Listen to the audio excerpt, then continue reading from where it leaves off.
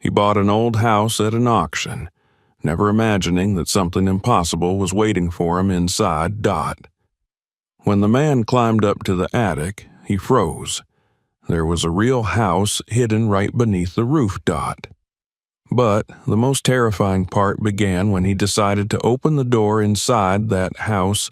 Dot, subscribe to the channel and be sure to comment where you're watching this video from. The rain had stopped just before dawn, leaving the streets of Cleveland shining under the dim orange glow of the streetlights. Michael Johnson sat at the small table in his apartment, nursing the last of his instant coffee as the hum of the refrigerator filled the silence. The place was barely large enough for one man, with its thin walls, flickering ceiling light, and the faint smell of plaster dust from the upstairs renovation that never seemed to end. For 3 years, this had been his life. Quiet, routine, practical. But every morning lately he found himself opening the same page on his laptop, an online auction site for foreclosed homes, scrolling through listings as if trying to find a sentence written for him alone. He had been a construction worker most of his life.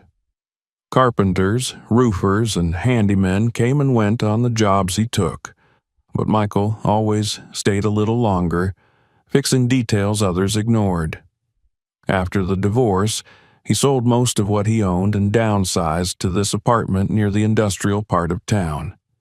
The quiet suited him at first, but as the months passed, the quiet grew heavy.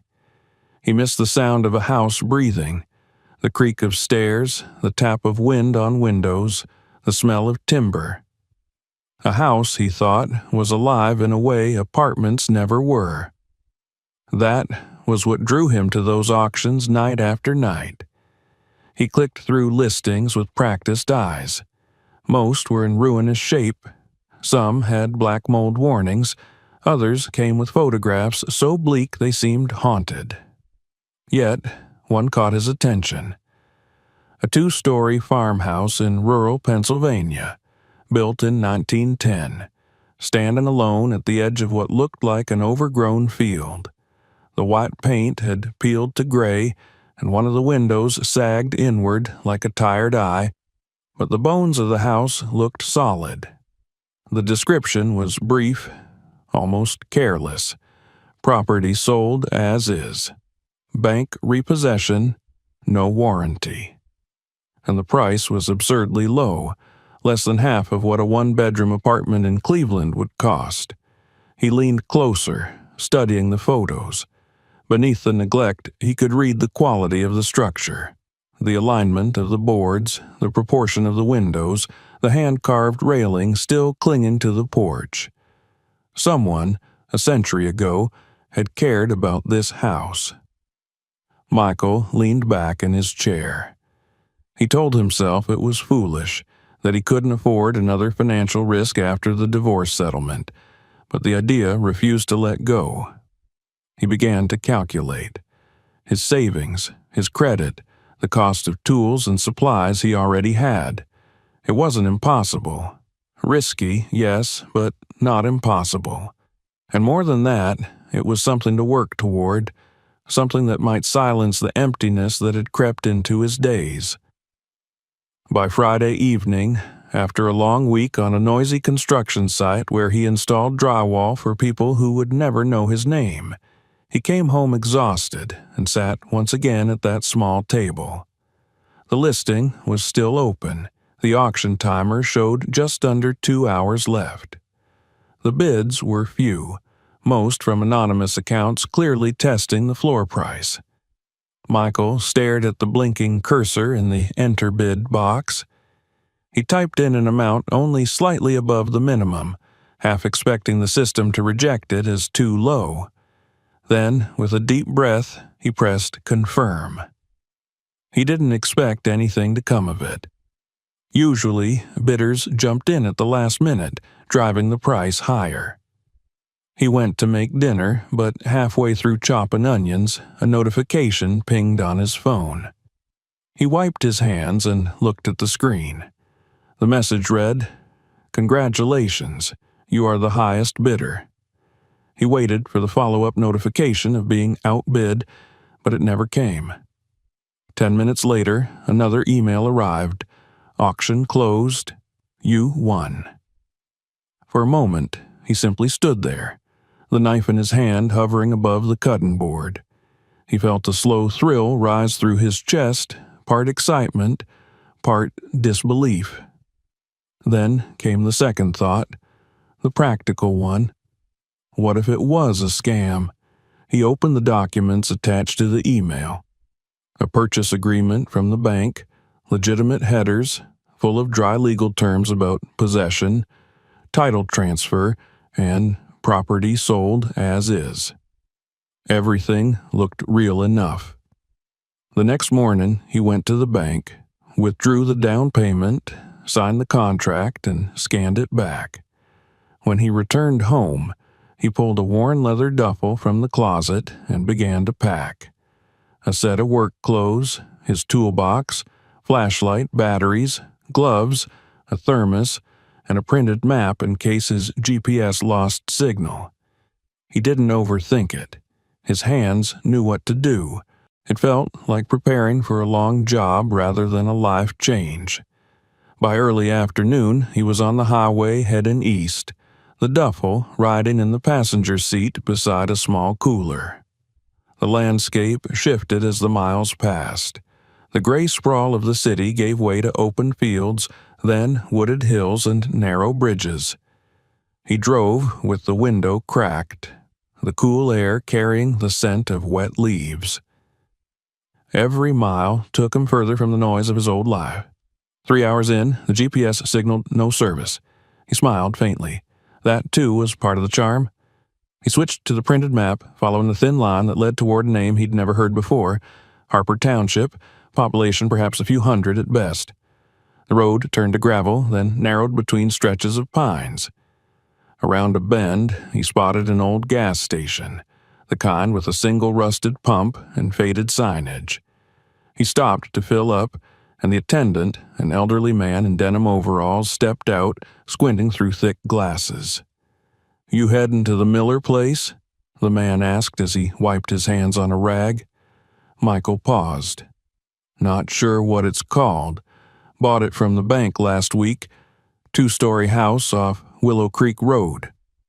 The old man nodded slowly. "That'd be the one. Been empty near 15 years. Roof's good, though, you'll see." There was a tone in his voice, something between warning and acceptance. Michael thanked him, paid cash, and got back in the truck.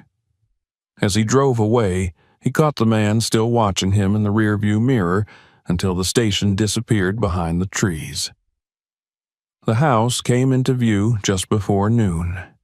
It stood alone at the edge of a sloping field, framed by a row of skeletal maples. From a distance, it looked both majestic and defeated, the sort of structure that had once been proud but now sagged under the weight of years.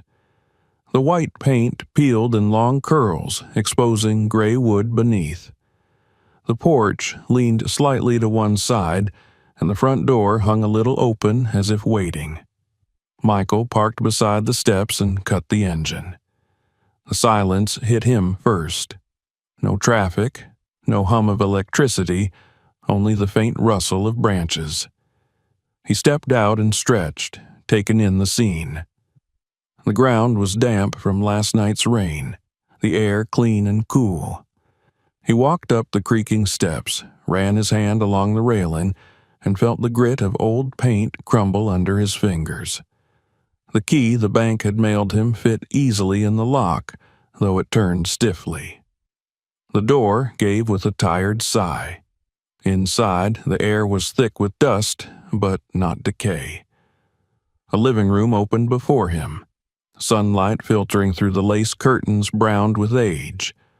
Furniture stood where it had likely been for decades, an old sofa covered in a yellowed sheet, a wood-burning stove in the corner, a rug faded to near invisibility. The wallpaper had curled at the seams, revealing the plaster underneath. On a small table near the wall sat a ceramic lamp and a stack of unopened letters tied with twine. He walked slowly through the rooms, each one whispering a different era. In the kitchen, a tin bread box rested on the counter beside a rusted kettle. Upstairs, 2 bedrooms mirrored each other with iron bed frames and empty closets.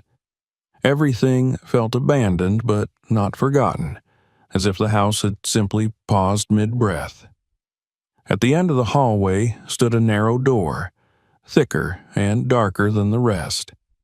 It had an iron latch and, curiously, a small padlock hanging open, the shackle rusted in place. When he tried the handle, it didn't move. The door didn't even rattle. He frowned, made a mental note to bring a screwdriver later, and turned away. By dusk, he had cleared enough dust to unroll his sleeping bag in the front room. He ate a sandwich by the dim glow of his flashlight and listened to the old house settle into night. Somewhere in the walls, wood shifted with soft creaks, expanding as the temperature dropped. He lay back, hands behind his head, staring at the cracked ceiling. For a long time he didn't sleep, letting the silence press around him. It was a deep, heavy silence, but not hostile. It was the kind of quiet that demanded you listen, to the house, to yourself. When he finally drifted off, he dreamed of narrow hallways and hidden rooms, of footsteps just beyond a closed door. He woke before dawn to the faint light seeping through the curtains. The dream clung to him like dust. He sat up, rubbed his eyes, and looked towards the staircase that led to the locked door above. Tomorrow, he murmured to himself, though he already knew that tomorrow would begin with a crowbar and a flashlight. He poured himself coffee from the thermos, opened the front door, and stepped outside. The morning was crisp, the field wrapped in low fog. From where he stood, the house looked different in daylight, less ominous, more tired, like an old worker waiting for orders.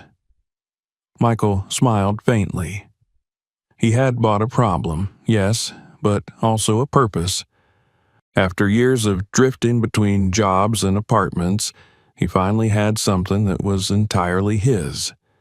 And though he couldn't explain why, he felt certain that whatever waited behind that locked attic door would tell him something about why this house had chosen him. The sun climbed higher, and he set off toward the shed to gather tools. Somewhere above, the boards in the roof creaked softly, almost like an answer. The next morning rose pale and windless, the fog still hovering like thin smoke above the fields. Michael stood on the porch with a cup of coffee steaming in his hands, the warmth against his fingers reminding him that the nights here would be colder than in the city. He had slept only a few hours, lulled and unsettled by the endless creaks and soft murmurs of an old structure remembering how to breathe. Now, in daylight, he could see the full outline of what he had bought, the angles of the roof, the missing shingles, the way ivy crawled up the side of the chimney like a slow green flame.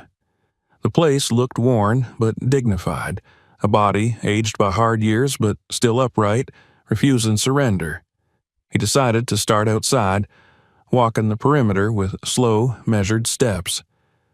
The grass was knee-high and wet from dew. The foundation, made of large gray stones, had shifted in a few places but remained largely intact. The porch sagged on one corner, its beams softened by rot, yet the structure held. As he ran a hand along one of the posts, flakes of paint and soft wood came away beneath his thumb. He pressed harder until solid oak resisted him beneath the decay. "Still got a heart," he murmured, almost approvingly. Circling around the back, he discovered an old shed, its door barely hanging on a single hinge. Inside lay rusted tools, a dented wheelbarrow, and a scattering of glass jars filled with nails.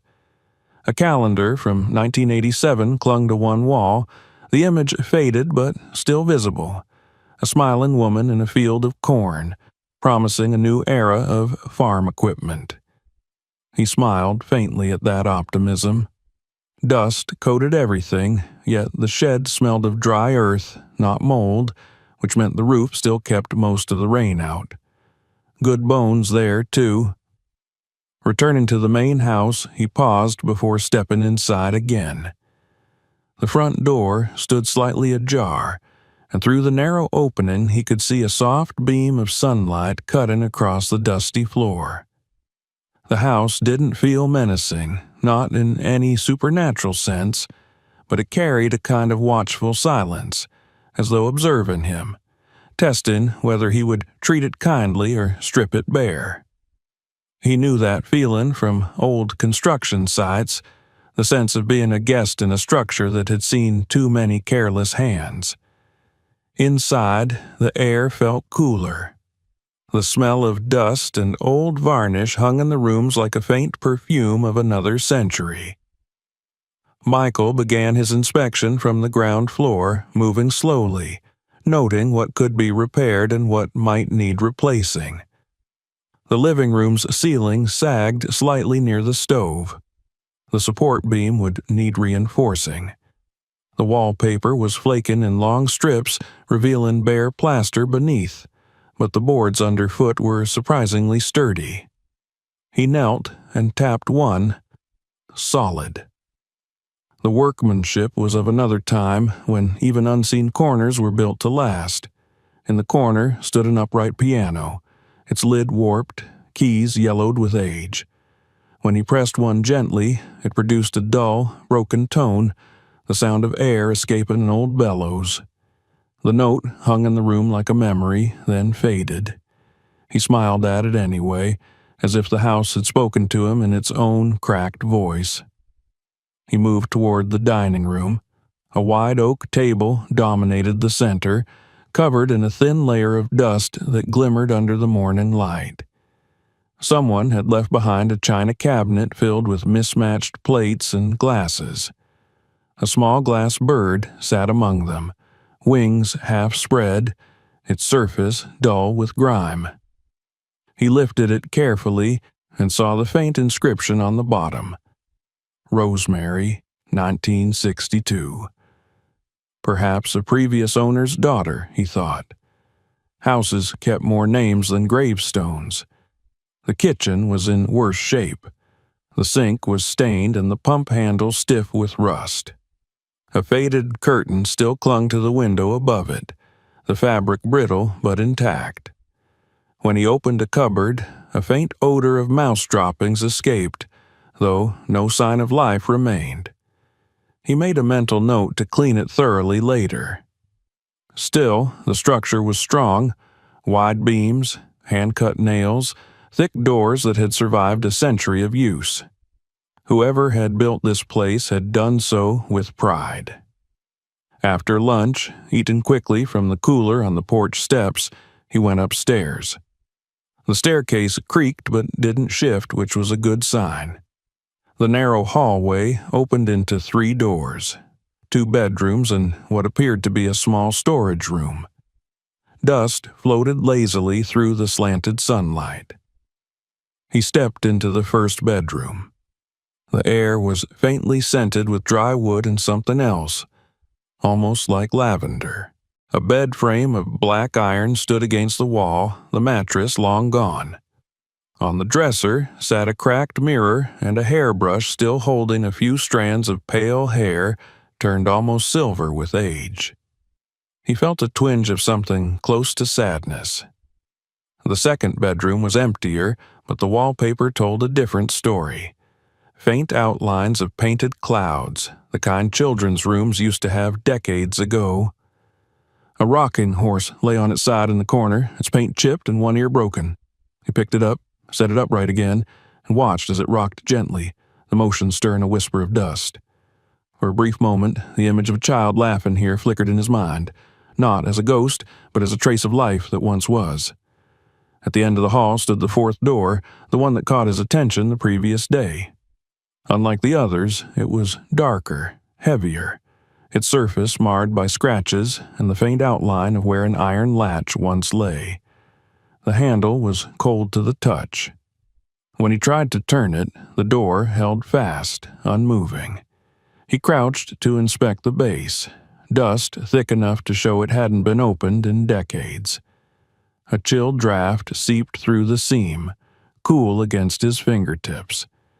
Whatever lay beyond, it was sealed off from the rest of the house in more ways than one. He leaned his shoulder against it experimentally. It didn't even flex. He would need tools, likely the crowbar from his truck, to pry it open later. For now, he stepped back and stared at it, considering. Houses sometimes hid things for a reason, yet this one felt less like a secret chamber and more like a forgotten memory waiting for someone brave or foolish enough to listen. By the time evening came, the house had begun to feel different. He had opened windows, let the air flow through, swept part of the dust from the main hall.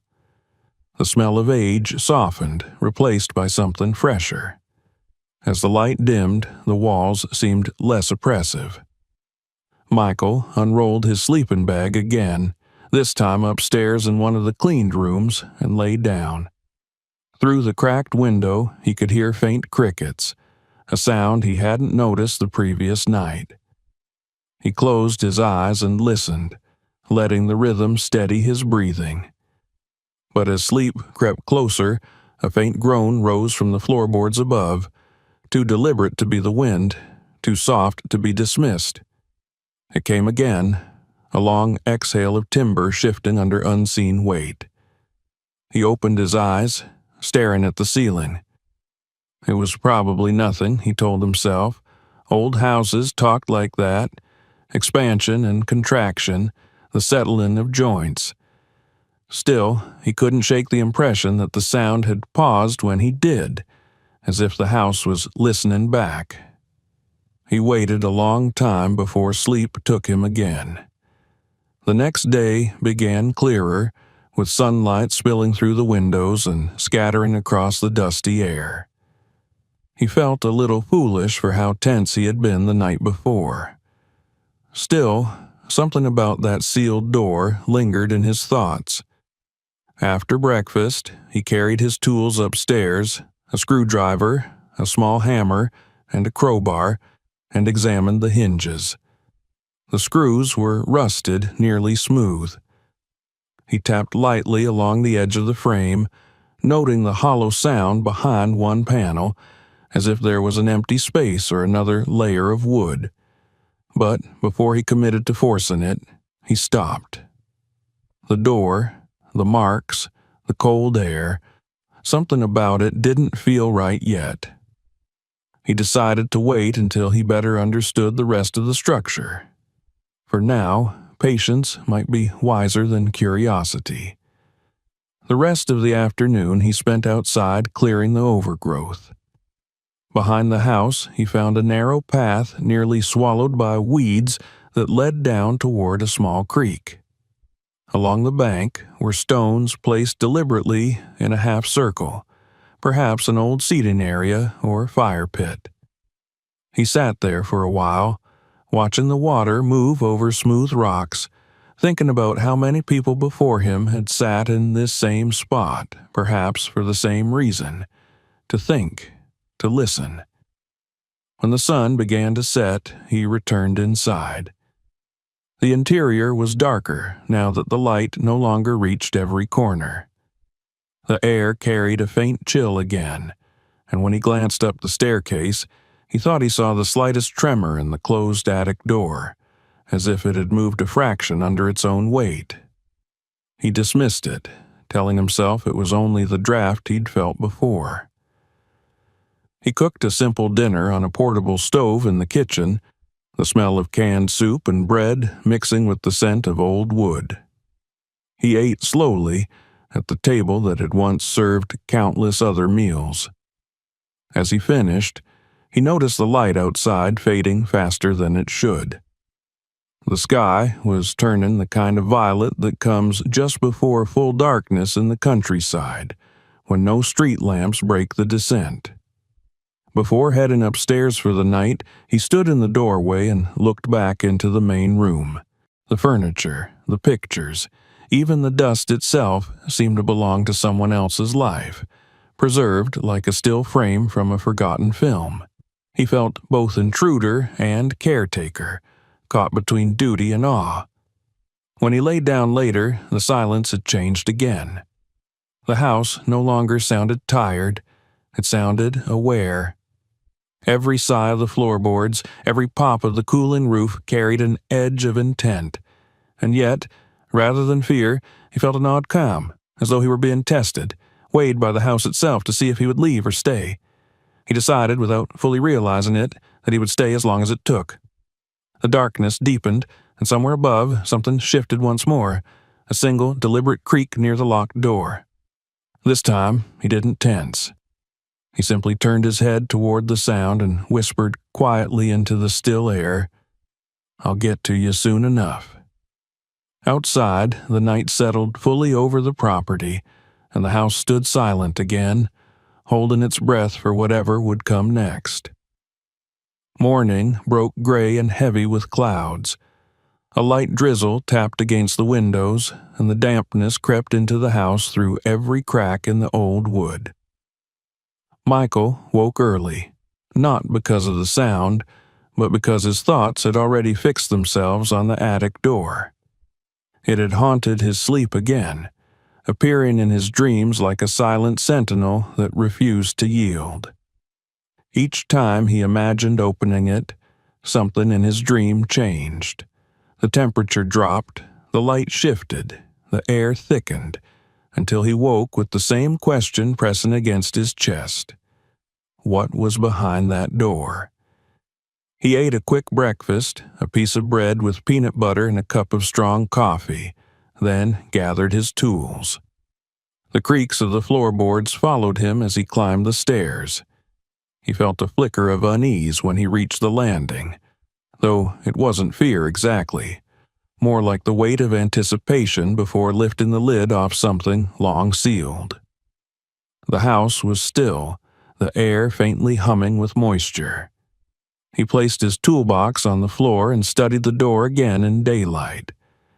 It looked older than the rest of the woodwork, darker, perhaps treated with a different finish decades ago. Along the edges, faint scratch marks curved downward, as if someone had once tried prying it open and then stopped. He ran his hand along the cold iron handle. It had no lock, only a heavy latch and what looked like the rusted imprint of an old padlock ring. The frame itself had swollen over time, wedging the door tight. He slipped the flat end of the crowbar into the seam and pressed. The wood groaned but did not give. He shifted his stance, braced one foot against the wall, and pulled harder. The sound was deep and reluctant, like a sigh escaping after decades of silence. Finally, with a low crack, the latch splintered. Dust rained down from the top of the frame, filling the air with the smell of dry decay. He hesitated, catching his breath. The darkness beyond the opening was absolute. The narrow stairs leading upward were visible only for a few feet before they vanished into shadow. He switched on his flashlight, its beam cutting a pale path up the steps. The air that drifted down was cool and faintly sweet, tinged with old wood and something like dried flowers. Not the odor of rot which surprised him. Michael adjusted the strap of his flashlight, gripping the railing with one hand as he began to climb. Each step creaked under his weight, long, unused boards complaining softly. The staircase was steeper than he expected, almost vertical, and as he climbed higher, the air grew colder, the light dimmer. About halfway up, his boot pressed against a plank that gave way with a sharp crack. His leg plunged through the hole to the knee, sending a spike of pain up his thigh. He caught himself against the railing and froze, the echo of splintering wood reverberating around him. For a few seconds he stayed there, listening. Nothing moved above or below, only the faint ticking of his heart filled the silence. Carefully, he pulled his leg free, checked for blood, and found only a scrape. He exhaled slowly and continued upward. The final step groaned but held. When he reached the top, he found himself staring into a wide, dim attic space that stretched farther than the layout of the house should have allowed. The ceiling dipped low where the roof slanted, and thick beams crossed above like ribs. But what drew his eyes immediately wasn't the structure itself, it was the shape standing in the center of the room. At first, he thought his eyes were playing tricks on him. It looked like a small house built right there inside the attic. Not a dollhouse or a child's playhouse, but a real, human-sized structure scaled slightly smaller than a normal dwelling. The pale paint had long yellowed, and its porch sagged, but the details were unmistakable. There was even a tiny door with a brass knob, windows with shutters, and a porch railing bowed outward. It looked absurd, like a dream someone had tried to make real. Michael stepped closer, his flashlight sweeping across the boards. Dust thickened the floor, yet faint trails marked places where something, or someone, had once walked. He crouched and saw a footprint, small, almost child-sized, pressed faintly into the dust. He followed it toward the miniature porch. The railing was splintered, one post snapped in half. He reached out and touched the wall. The paint came away chalky under his fingers.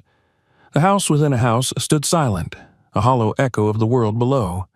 He circled it slowly, studying its craftsmanship. Whoever had built it had known what they were doing. The proportions were exact, the joints clean. The wood was cut by hand, not machine, suggesting it had been constructed long before modern tools. On one side he found a small shuttered window, glass still intact but fogged from within. He tried to peer through, but the grime obscured everything. Only when his light caught a faint reflection did he realize there was furniture inside. He turned back to the front door. It stood slightly ajar, the gap no wider than a finger. The faint smell of something sweet, like baked apples, drifted from inside, so out of place that it made him pause. He nudged the door gently, and it creaked open. The beam of his flashlight pierced the gloom, revealing a tiny living room. A wooden chair stood before a small table. Shelves lined one wall, cluttered with small objects, a framed photograph, a chipped mug, a pile of folded fabric.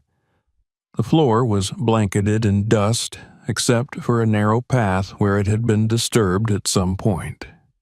He stepped through the doorway carefully. The ceiling was low enough that he had to stoop.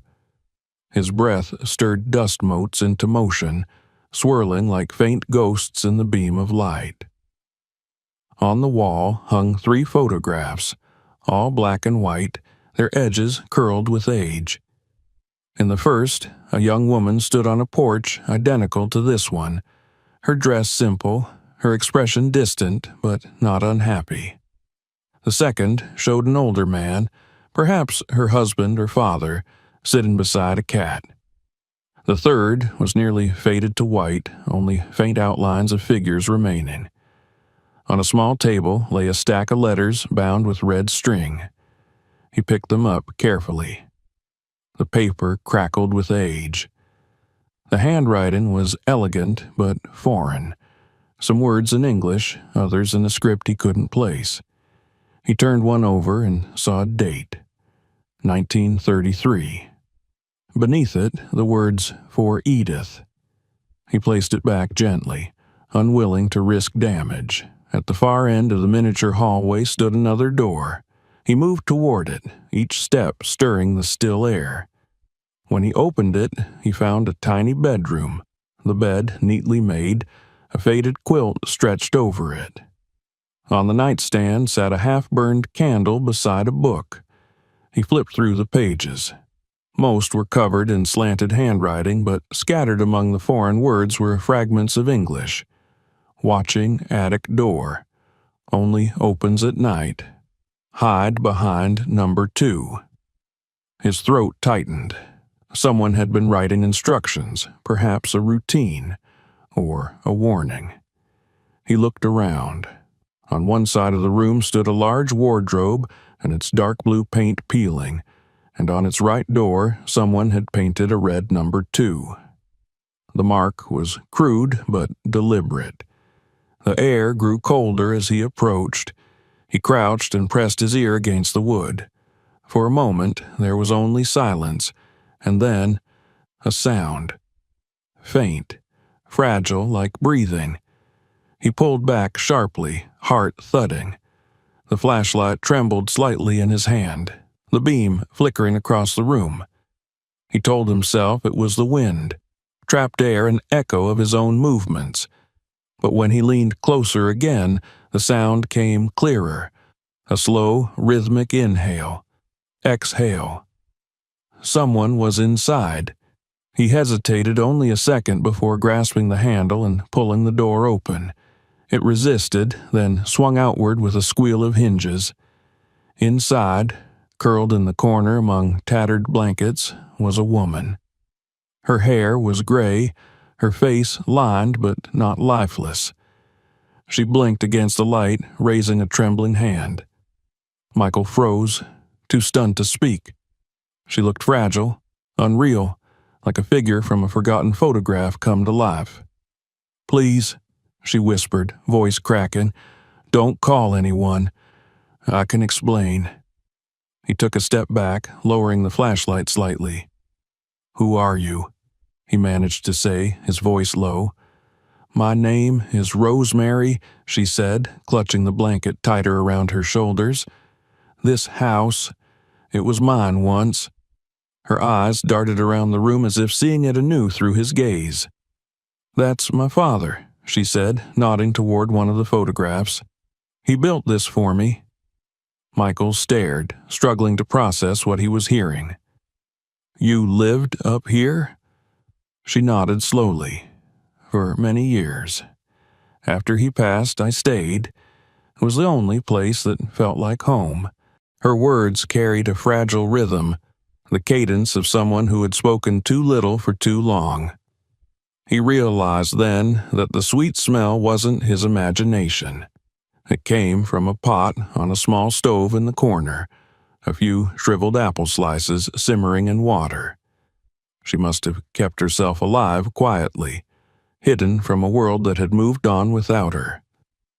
"I thought no one would come," she said. "But the house is kind. It brings the right people." He wanted to ask her 100 questions, but he sensed that pressing too hard would shatter the delicate moment. Instead, he simply said, "You don't have to hide anymore." Tears welled in her eyes, and for a long moment neither of them spoke. The rain outside had stopped, leaving only the sound of water dripping from the eaves. That evening, they sat together in the tiny living room. She told him fragments of her story, how her father, a carpenter named Thomas Miller, had built this miniature home inside the attic when she was a child. She had been sickly, afraid of open spaces, and he thought it would comfort her to have a smaller, safer world within their own. When he died, she couldn't bear to leave. So she stayed. Over the years, she had lived quietly, surviving on canned goods and whatever she could grow in pots by the attic window. Eventually, the world forgot her, and she let it. Michael listened in silence, watching the way her hands trembled as she spoke. Her story wasn't madness. It was grief turned into architecture. She had built her own cocoon inside the skeleton of her father's love. When she grew tired, he helped her down the stairs. She moved slowly, leaning on his arm. In the kitchen, he made her tea while she sat in the chair by the window, staring out at the rain. The house no longer felt eerie. It felt alive again, filled with breath and presence. That night, as Michael lay awake on the sofa, he thought about what he had found. Not treasure, not danger, but a human story preserved by chance and silence. The locked door had not been guarding something sinister, but protecting a memory too fragile for the outside world. Above him, the floorboards creaked softly. He imagined Rosemary settling into a bed she hadn't used in decades, the house around her exhaling after years of holding its secret. The rain began again, tapping gently against the roof, steady as a heartbeat. Michael closed his eyes, realizing that this discovery had changed everything. The house had tested him, and he had passed, not through force, but through patience. For the first time in years, he felt that he was exactly where he was meant to be. The next morning dawned cold but clear, the storm having moved eastward, leaving behind a sky washed pale blue. Sunlight filtered through the kitchen windows, settling in slow, dusty beams across the table. Michael sat there with a cup of coffee, watching Rosemary stir her tea with a steady hand. Her face, lined but gentle, seemed less ghost-like now that she was no longer hidden among shadows and dust. In daylight, she looked like any aging woman who had simply chosen solitude for too long. The warmth from the stove filled the air with the faint scent of apples and iron. They had spoken little after their first meeting, both too aware of how fragile this strange new arrangement was. She had slept most of the night, exhausted, wrapped in a borrowed blanket on the couch, while Michael sat by the cold hearth, turning over her story in his mind. The idea that someone could live in an attic for decades, quietly sustained by memory and habit, seemed impossible. Yet the evidence was all around him: the miniature house above, the photographs, the carefully kept letters. She had built a world inside another, a private echo of something long gone. When she finally began to speak again that morning, her voice was calm, almost matter-of-fact. "My father built it in 1931, she said softly. "He called it my quiet place. I was 20 then. After my mother died, I couldn't bear to be downstairs. The rooms felt too big, too empty, so he decided I should have something smaller, something that fit the way I felt." Michael listened, his coffee cooling untouched. "He built it himself?" "Yes. Every board, every nail," she said, her eyes distant. "He was a carpenter by trade. He said it wasn't just a house, it was a kind of shelter for my mind." She smiled faintly at that, the corners of her mouth trembling. "He thought if I could live somewhere smaller, maybe I'd find peace again." He nodded slowly, imagining the man who would go to such lengths for his daughter. He could picture the long nights spent cutting wood by lamplight, the patient shaping of every detail. There was love in that kind of work, the kind that didn't need to be spoken aloud. Later that day, when Rosemary felt strong enough to climb the stairs again, they went up together. She moved carefully, one hand on the railing, the other gripping Michael's arm. The air in the attic was cooler but dry. Sunlight streamed through the narrow window, illuminating the small house within. Seeing it through her eyes, he understood that it wasn't strange at all. It was heartbreak made tangible. She stopped just inside the door, her gaze drifting over the familiar shapes. "He built the furniture, too," she said, her voice low. "Even the lamp. It was supposed to remind me of the sun on good days." She walked toward the small living room and touched the edge of the table. Her fingers lingered on it, trembling slightly. "I used to sit here for hours, sewing, writing letters to him even when he was downstairs. He'd answer them as though I were miles away." Michael followed her silently, letting her memory unfold. On the wall hung a small calendar with dates circled in fading pencil. He reached out and read one: March 3rd, 1935. Beside it, written in careful cursive, were the words, "First light for her window." He looked at Rosemary, who smiled faintly. "That was the day he finished the lamp," she said. "He used a sheet of frosted glass to soften the glow.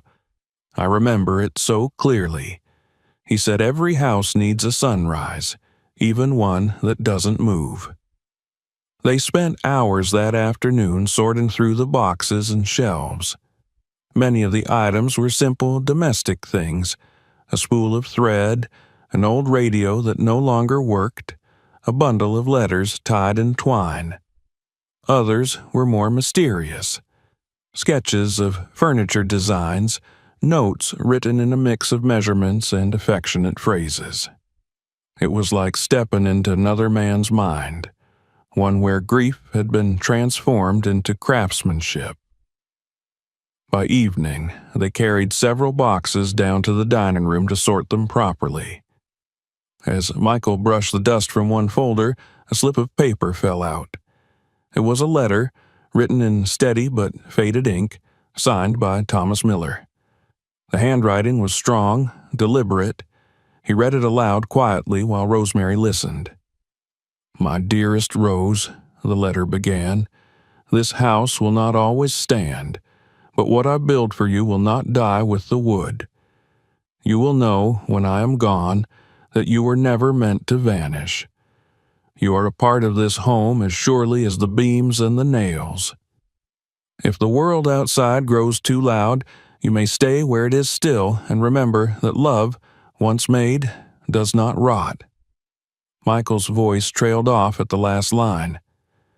Rosemary sat motionless, her gaze fixed on the letter. After a long silence, she said softly, "He wrote that the day he finished the house. I didn't understand it then. I do now." That night, after she went to bed, Michael stayed up late, rereading the letter by the weak light of a lamp. The rain had stopped, but droplets still slipped down the window, blurring his reflection.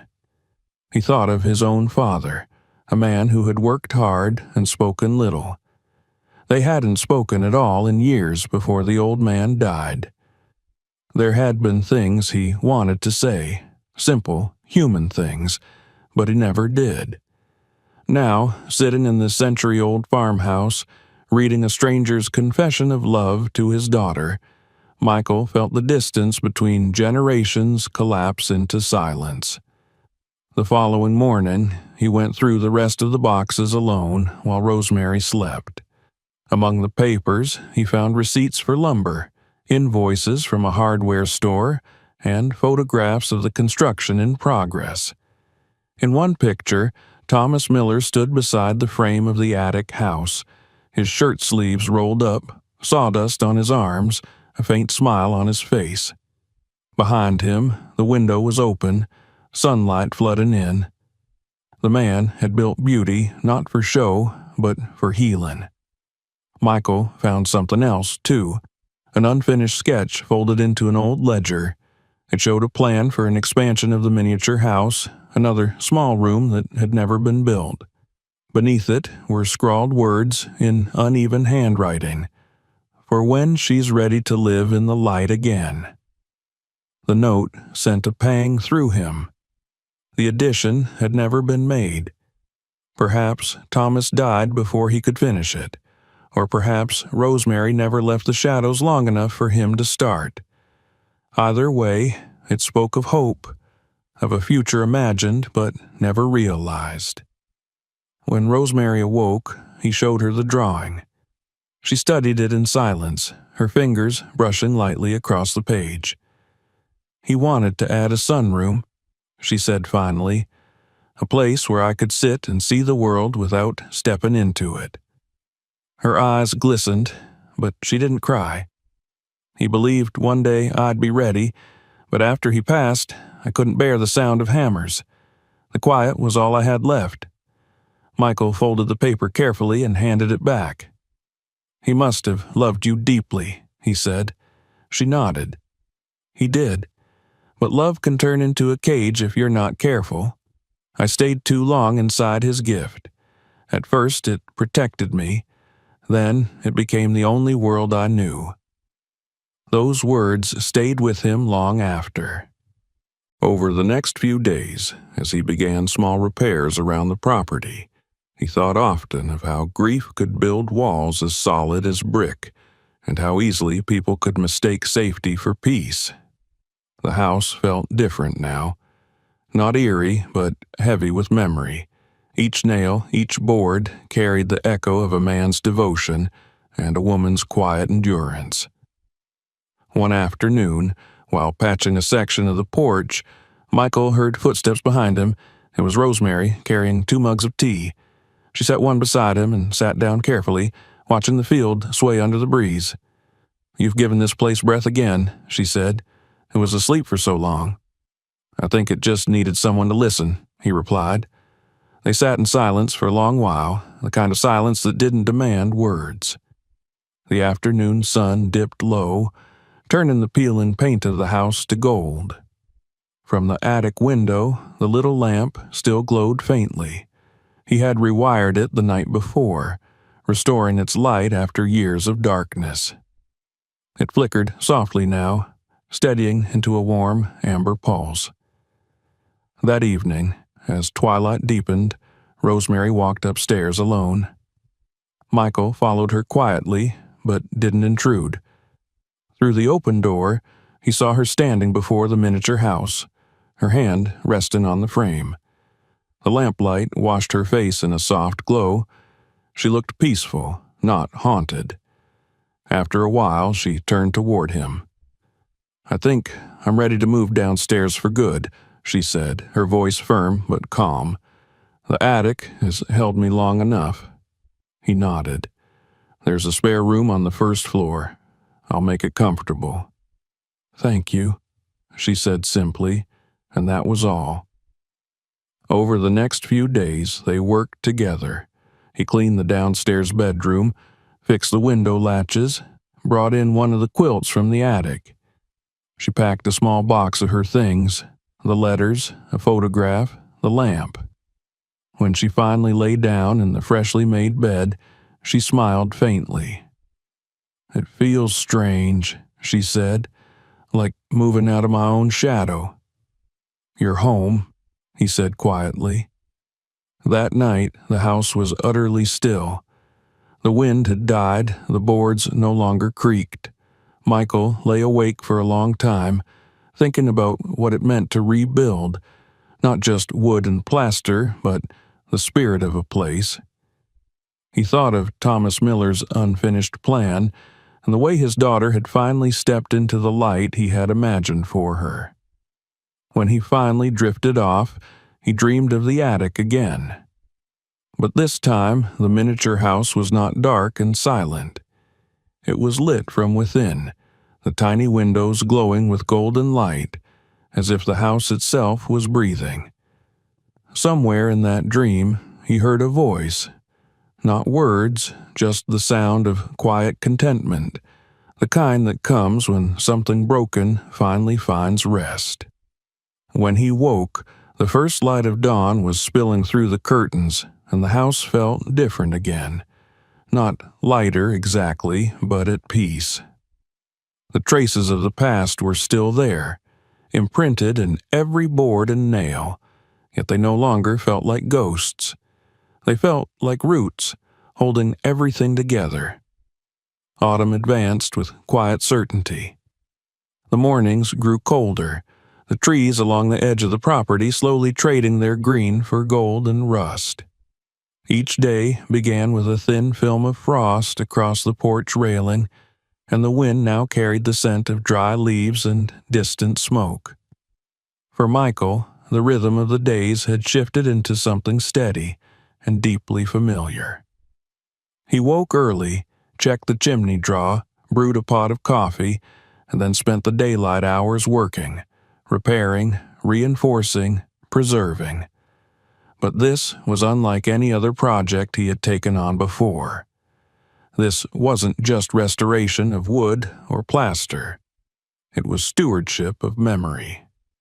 The house, once silent and cautious, had begun to respond to his presence. Doors no longer stuck as stubbornly, windows opened a little easier, and the creaking of the floors took on a softer tone, less complaint, and more conversation. Michael felt as though the structure itself had been holding its breath for years and was now beginning to exhale, a long, slow release of tension built up over decades of abandonment.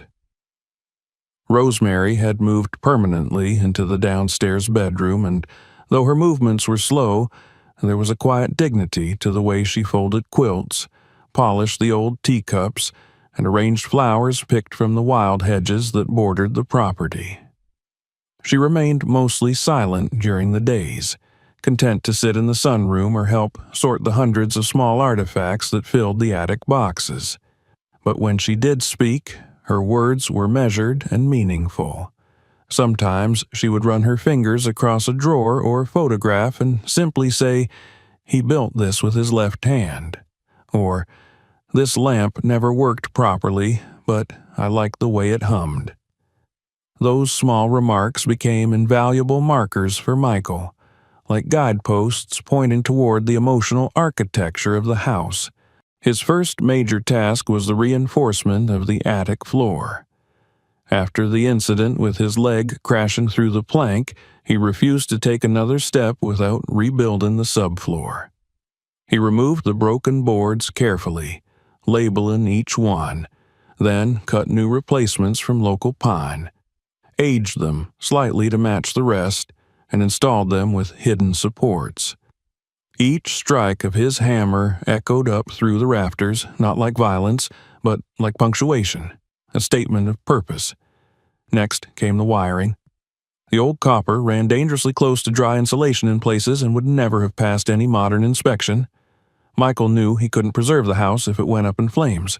He disconnected every brittle cord, each one wrapped in crumbling cloth, and rewired the miniature attic house with discreet, low-voltage LED systems. He made sure to conceal all modern hardware behind the original paneling, so the light inside the small rooms looked warm and natural, as it might have in the 1930s. When he switched on the reading lamp next to the tiny bed for the first time, its soft amber glow cast gentle shadows on the wall. Rosemary stood beside him, silent, but her fingers touched the edge of the table as though confirming it still remembered her. The repairs extended throughout the house. The porch steps were replaced with pressure-treated wood shaped to mirror the original cuts. He rehung the cellar door after repairing its hinges and sealed the edge to prevent winter drafts. Inside, he stripped away mold-damaged wallpaper in the hallway and painted the walls in a soft off-white, leaving the original baseboards untouched. He sanded the floorboards in the living room by hand, refusing to use any machinery that might erase the scuffs and notches that told stories in silence. One afternoon, as he cleaned out the pantry, he found a hidden panel behind the shelving. Inside was a small cavity, just large enough for a shoebox. What he pulled out was an aged wooden box, smooth with wear and wrapped in a strip of cloth. Inside were letters, older than any others he had seen, written in the same elegant hand he recognized as Thomas Miller's. These were not addressed to Rosemary, but to someone named Caroline. Some were folded together and marked unsent. One in particular caught his attention. "My dearest Caroline," it read, "your silence is not cruel. I know the burdens you carry, but my home remains open. My heart, though quieted by the years, has not turned cold. If ever you walk through the orchard and see the attic light burning, you'll know you're still welcome." Michael sat down heavily at the kitchen table and read the letter again. He didn't recognize the name. When he asked Rosemary later that evening, she grew quiet for a long moment. "She was my mother," she said at last. "She left when I was 8. My father never spoke ill of her. He kept her memory in things, not in words." Michael didn't push further. The pain in her voice was not raw, but settled, like sediment at the bottom of a still pond. He replaced the letters in the box, tied the cloth back around it, and placed it gently among the items they had decided to preserve for the small house archive they were building. He had come to understand that preservation wasn't always about exposure. It was often about knowing when to let something rest. The idea of turning a part of the house into a modest memorial had come up between them in passing. Michael had initially dismissed it. He wasn't a historian, and the house wasn't a museum. But the more time he spent restoring the space, not just physically, but emotionally, the more he realized people would want to know. Not about ghosts or rumors, but about devotion. About a father who built a sanctuary for his grieving daughter. About the quiet endurance of someone who had chosen stillness over escape. There was power in that, a different kind of history worth telling. They began collecting items to display.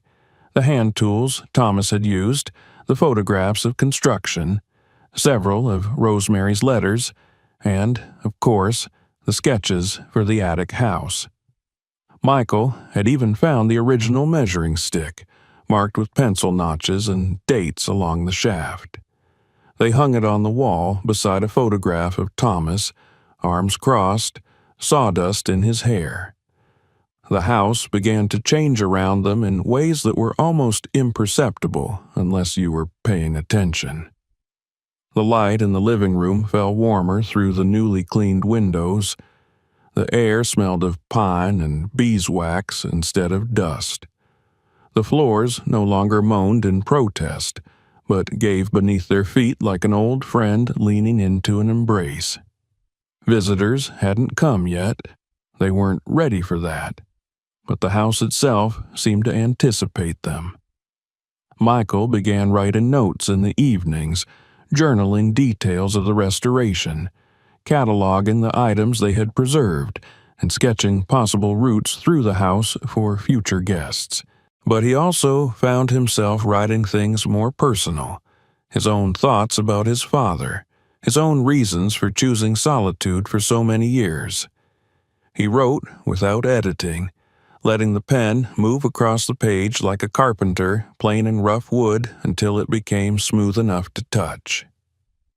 One night, as frost began to climb the edges of the windows, Michael sat on the front steps with a cup of tea in hand.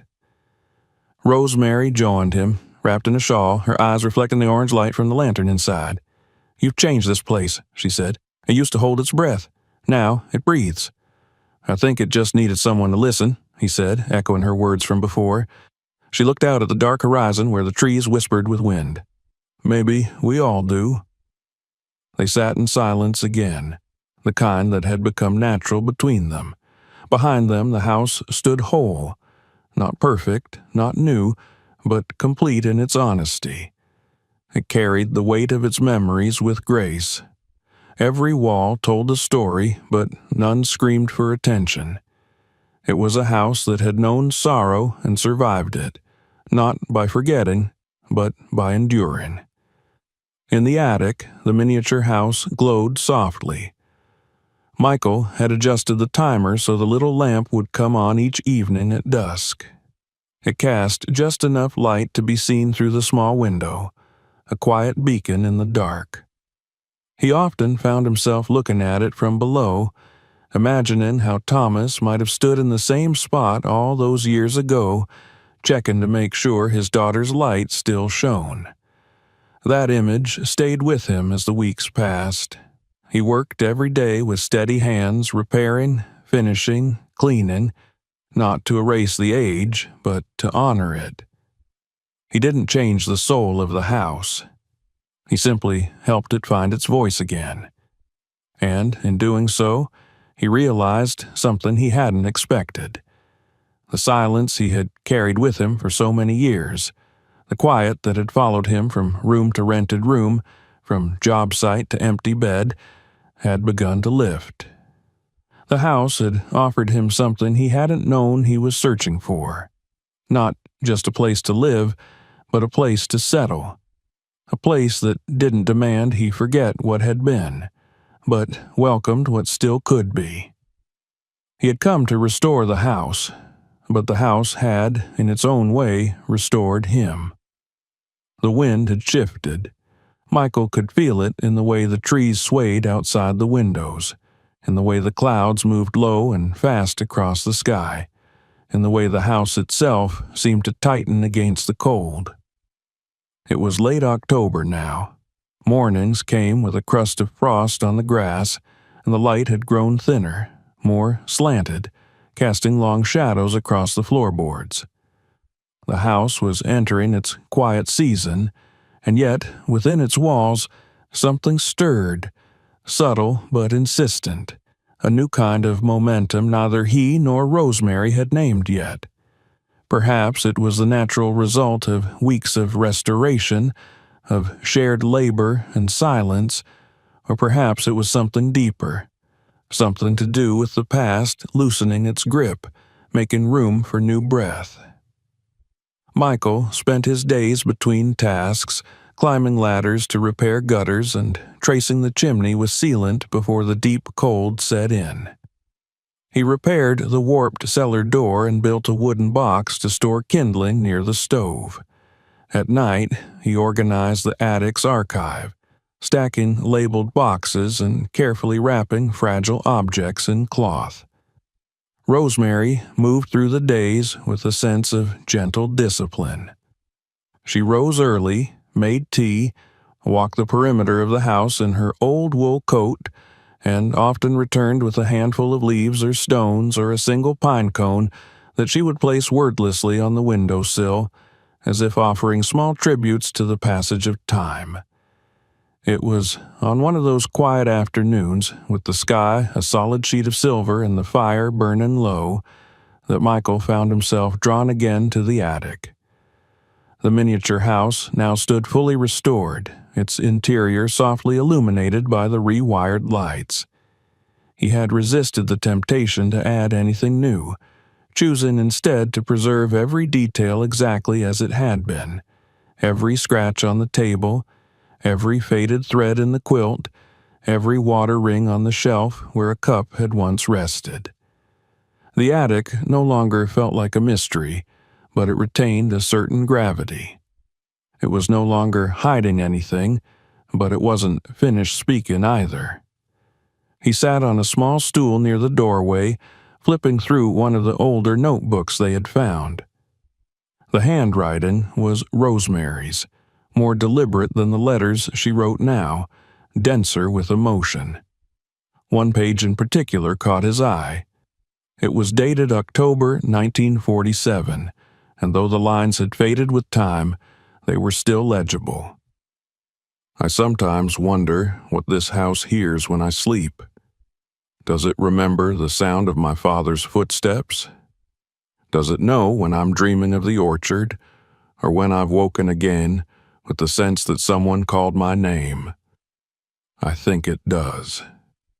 The walls shift when I speak aloud, like they're listening. He read the page twice, then closed the notebook and sat quietly, listening. The house was still, but not silent. He could hear the slow movement of air through the eaves, the faint creak of timber settling deeper into itself, the hum of memory, as real and present as any living thing. It struck him that this place wasn't just made of wood and stone and grief. It was made of attention. Someone had watched over it for decades, feeding it with thought, with hope, with memory, and in return, the house had watched back. Later that week, Michael drove into town. He hadn't left the property much since moving in, just a few brief trips for supplies and tools, but now he felt the pull to dig deeper, to understand more. He stopped at the county records office, a squat brick building with yellowed blinds and the smell of old paper. Inside, a clerk in a sweater vest helped him pull property records from the 1930s. The files were brittle and covered in cursive handwriting that leaned sharply to the right. Miller, Thomas, Carpenter, resident from 1919 to 1942. After that, the ownership grew murky. No sale, no official transfer, just a note. Abandoned, property held by a bank. But no mention of the daughter, No mention of Rosemary. He asked about historical registries and was directed to a smaller office across town, where a retired librarian kept files on the township's older buildings. She remembered the house. "My grandfather used to talk about that place," she said, adjusting her glasses. "Called it the Miller Retreat. Said the man who lived there was building something strange in his attic. No one ever saw it, but they all had theories. A bomb shelter, a chapel, a bunker. Folks love to guess about things they don't understand." Michael smiled politely, thanked her, and asked if there had ever been a complaint or official concern filed. She shook her head. No one went up there, not after he passed. People said it felt wrong. Not haunted, just like you were trespassing on someone's memory. Back home, he shared the documents with Rosemary. She glanced over them but said little. Instead, she handed him an envelope, thick, yellowed, sealed with a bit of wax that had crumbled at the corners. "I never opened this," she said. "He left it for me, but I couldn't bear to read it. I think maybe you should." Michael hesitated, then nodded. That night, under the lamplight in the attic, he broke the seal and unfolded the letter. It was written in the same confident hand as the others. "My dearest Rose, I know you'll find this one day when your hands are steady and your heart quieter. If I could have stayed, I would have. But time takes what it wants. You're stronger than you know. This little world we built, it was never meant to be a hiding place. It was a garden, grown in the dark, waiting for you to step into the sun. When you're ready, let the world in. Let someone see what you've carried. And know that you were never alone. Not then, not now." Michael folded the letter and rested it gently on the table inside the miniature house. The words lingered in the air like a song just ended, the final note still trembling. He understood now. The attic was not just a retreat. It was a gift of time. Borrowed time, quiet time, time enough for someone to gather themselves back into wholeness. The next morning, he cleared a space in the main room and began laying out materials for a permanent archive. Simple, honest, nothing flashy. Just a few shelves of labeled boxes, a table with printed copies of letters and photos, a place where the story could be seen, held, passed on. It wasn't a museum. It wasn't for tourists or historians. It was for anyone who had ever built something to hold themselves together. As the sun dipped lower each afternoon, Michael found himself speaking more openly with Rosemary. They sat near the stove and shared stories, not dramatic confessions, just fragments of ordinary lives. He told her about his childhood in the city, about the years working on crews that never remembered his name, about the loneliness that settled in after his divorce. She listened without judgment. She told him about her father's silences, about the way he hummed when he worked, about the day he built the tiny shutters with real hinges just in case the wind found its way in. These conversations were slow and careful, but they carried weight. They were like mortar between the stones. It was during one of those talks that she mentioned the time capsule.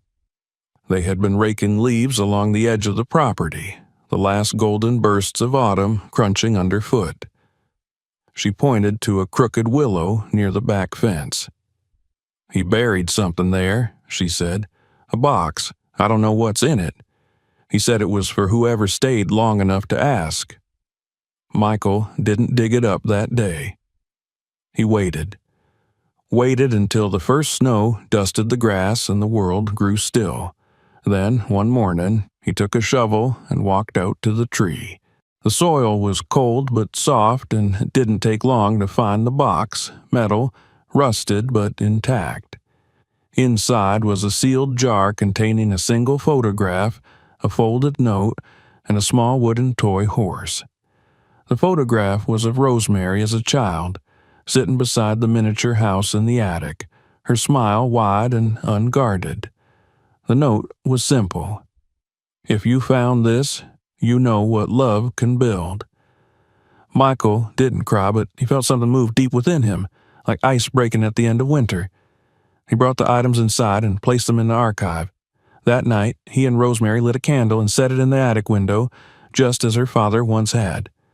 From outside, the house glowed softly, both miniature and real, its light visible through the trees. It wasn't a signal for rescue, it was a promise. A quiet declaration that something, once broken, had found its voice again. The house did not speak in words. It didn't need to. Its language was in the creak of floors walked once more with care, in the hum of light restored, in the breath of wind through freshly mended glass. It remembered everything. And now it was ready to be remembered in return. The first snow came in the night, silent and sure, dust in the roof and fields in white. When Michael stepped onto the porch that morning, the world looked transformed. The crooked willow at the back of the property stood draped in frost, its gnarled limbs trembling slightly in the cold air.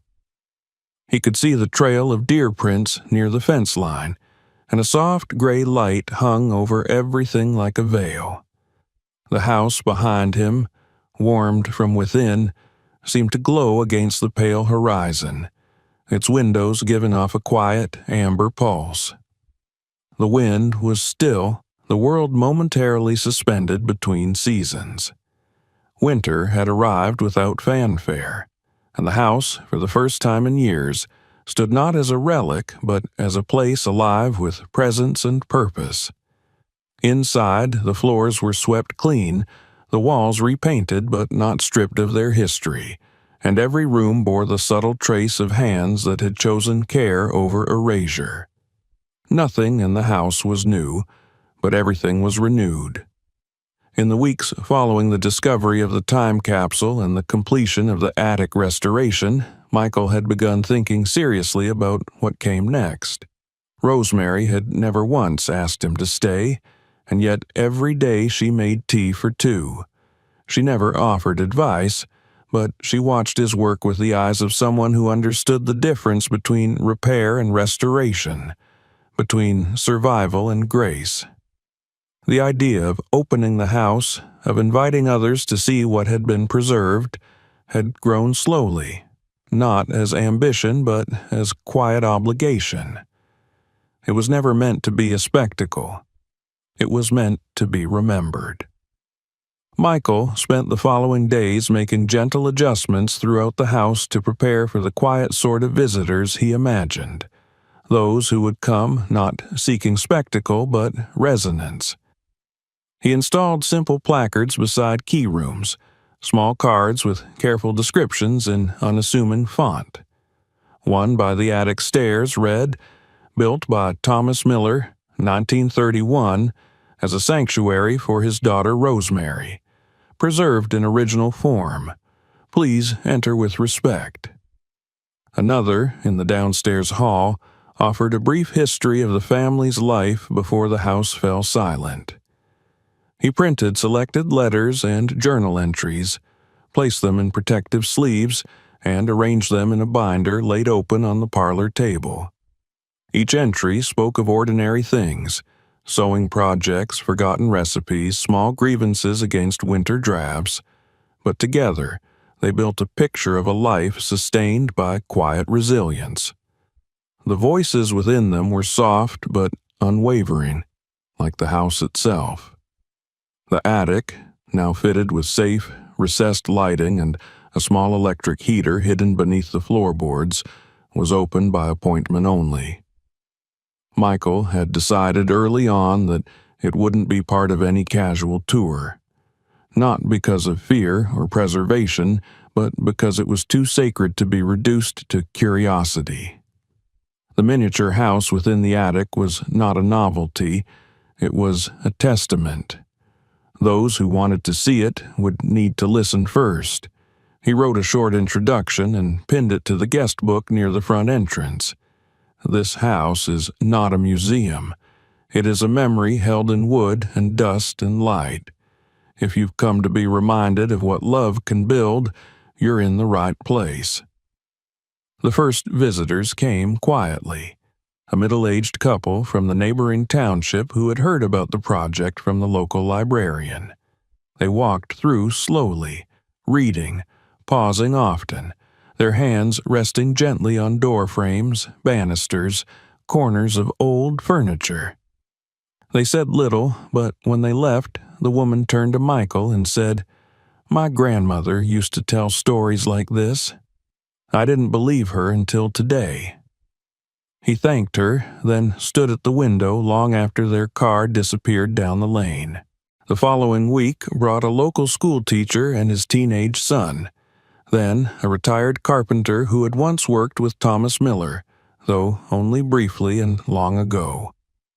The old man stood at the base of the attic stairs, removed his hat, and said, "He was always good with his hands. But this I never knew." Michael offered to take him up, but he declined. "Some things are better left in the imagination," he said, and left a note in the guest book that simply read, "Thank you for keeping it real." Rosemary watched all of this unfold with a calm detachment. She rarely interacted with the guests directly, but often lingered nearby, listening to the murmurs, watching the way people moved through the rooms. One afternoon, after a small group had gone, she said to Michael, "It's strange. They look at the house like it's a storybook, but it wasn't a story to me. It was breath and grief and bread and sleep and silence, a lot of silence. I think that's why it matters," Michael said, "because it wasn't written to impress. It was lived." She nodded, then turned to the window, where the sun had just begun to dip below the hills. The winter light struck her face in profile, and for a moment she looked not older, but timeless, as though age had nothing to do with her anymore. That night, Michael wrote in his journal, a habit he had maintained since the beginning of the project but had grown more intimate now. He wrote not of nails or beams or floor joists, but of the way the attic smelled after being closed for too long, of the sound Rosemary made when she laughed unexpectedly, and of the heaviness in his chest when someone thanked him for something he never planned to do. He wrote about what it meant to belong, not to a place, but to a purpose. He thought often of his father during those quiet hours, of the things they never said, the tools they had once passed back and forth in silence, the long drives with the radio low and windows open. His father had been a man of few words, but when he did speak, his voice carried weight. Michael wondered now if maybe the silence between them had also been a kind of language. Maybe the things his father never said were still there, waiting to be heard. The snow deepened in the weeks that followed. The house grew warmer, cozier, its interior lit with soft lamps and the steady glow of the stove. Visitors arrived in ones and twos, never in large numbers, and always left something behind. Not objects, but impressions. A note in the book, a pause on the steps, a reverent look at the attic door. Some cried, some laughed softly, some said nothing at all. Michael began lighting the miniature lamp in the attic each night at dusk, whether anyone was there to see it or not. It became a ritual, a kind of evening benediction. He would climb the stairs, open the little door, step inside the smaller world within the larger one, and switch on the lamp. The glow would spread slowly, pushing back the shadows, filling the space with a golden warmth. Then he would close the door gently and descend, leaving the light to burn alone. One evening, he returned to find Rosemary sitting in the living room with a folder open on her lap. Inside were papers he hadn't seen before, her own writing, more recent, more fragile. She looked up at him and said, "I want to add something to the archive." "Are you sure?" he asked. She nodded. "It's time. I spent my life hiding behind someone else's kindness, but I want people to know I lived too, not just quietly, not just in sorrow, but with intention." He took the folder, read a few lines, then looked at her. "It's beautiful." "It's honest," she replied. "That's better." They selected several pages together, added them to a binder labeled Later Years, and placed it beside her father's journals. A life recorded not as a timeline, but as a collection of textures, soft, sharp, hidden, exposed. In the spring, she would be gone. But they didn't speak of that yet. For now, there was still snow, still firewood to stack, still soup to warm. Michael understood that the work of the house was never done. There would always be something to tend, something to listen for, something to remember. And so he stayed. The house no longer tested him. It welcomed him. It had accepted his hands, his silence, his attention. It had taken his solitude and, instead of amplifying it, softened it into stillness. The kind that listens. The kind that heals. In time, more people would come. They would walk the hallways and pause before the photographs and peer into the attic with reverence. They would carry the story with them. Fragments, impressions, echoes. And some of them, perhaps, would go home and pick up tools or write a letter or build something with quiet hands and strong intention. Something not meant to last forever, but to mean something while it did. And each night, long after the last guest had gone, Michael would light the attic lamp. Not because someone needed saving, but because love, once made, does not rot.